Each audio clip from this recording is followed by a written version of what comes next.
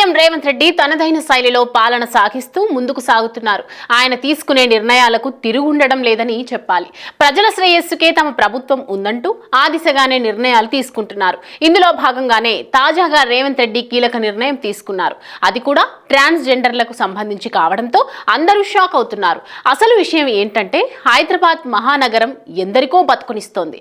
ఇతర రాష్ట్రాల నుంచి ఉపాధి కోసం వచ్చి జీవిస్తున్నారు. ఇక్కడ వీరి సంఖ్య రోజు రోజుకు పెరుగుతుంది. అంతేకాదు నగరంలో ప్రయాణాల రద్దీ విపరీతంగా పెరిగిపోతోంది. ప్రతిరోజు నగరంలో పలు ప్రాంతాల్లో తీవ్ర ట్రాఫిక్ జామ్ అవుతోంది. గ్రేటర్ హైదరాబాద్ లో పెరిగిపోతున్న ట్రాఫిక్ రద్దీ నియంత్రణకు తెలంగాణ సర్కార్ కీలక నిర్ణయాన్ని తీసుకుంది. ఇకపై హైదరాబాద్ లో ట్రాఫిక్ నియంత్రణలో ట్రాన్స్జెండర్లను వాలంటీర్లుగా నియమించుకోవాలని నిర్ణయం తీసుకున్నారు.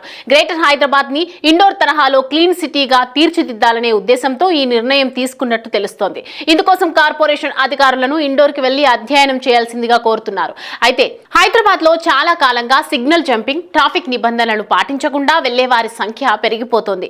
ట్రాఫిక్ పోలీసులు ఎన్ని కఠిన నిబంధనలు తీసుకువచ్చినా, చలాన్లు విధించినా వాహనదారుల్లో మార్పు రావడం లేదు. అలాంటి వారిని కట్టడి చేయడమే ట్రాన్స్జెండర్ల బాధ్యత. విధుల్లో ఉండే వారికి హోంగార్డులకు ఇచ్చినట్లే జీత భత్యాలు ఇవ్వనున్నారు. నెలకు 8,000 రూపాయల నుంచి 10,000 రూపాయల వరకు జీతం ఉండనుందని సమాచారం. అలాగే ప్రత్యేక డ్రెస్ కోడ్ కూడా ఉండబోతోందని తెలుస్తోంది. సాధ్యమైనంత త్వరగా ఈ విధానాన్ని అమలు చేయాలని సీఎం రేవంత్ రెడ్డి అధికారులను ఆదేశించారు. అలాగే ట్రాఫిక్ విధులు నిర్వహించాలన్న ఆసక్తి ఉన్న ట్రాన్స్జెండర్ల వివరాలను సేకరించాలని అధికారులను ఆదేశించారు. వారం 10 రోజుల పాటు వారికి అవసరమైన ప్రత్యేక శిక్షణను అందించాలన్నారు. తెలంగాణలో రేవంత్ సర్కార్ అధికారంలోకి వచ్చిన తర్వాత పలు కీలక నిర్ణయాలు తీసుకుంటున్నారు.